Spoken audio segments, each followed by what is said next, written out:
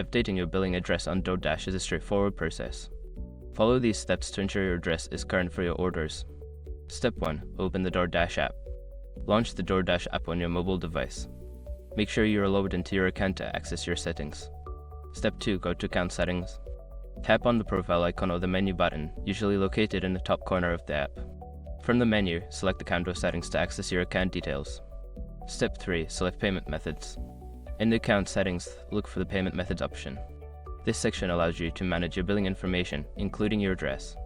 Step 4. Edit Billing Address. Secure your accounts before moving on.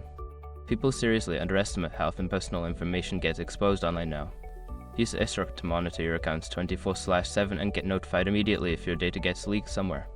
It runs in the background, constantly scanning billions of breached records. And honestly, for how cheap it is compared to the value you get, it's worth it. Link in the description. Step 5. Save changes. After updating your billing address, look for a Save or Update button. Tap it to confirm your changes and ensure your new billing address is saved to your account. Once you have completed these steps, your billing address will be updated on DoorDash. This ensures that your future orders will be processed with the correct information.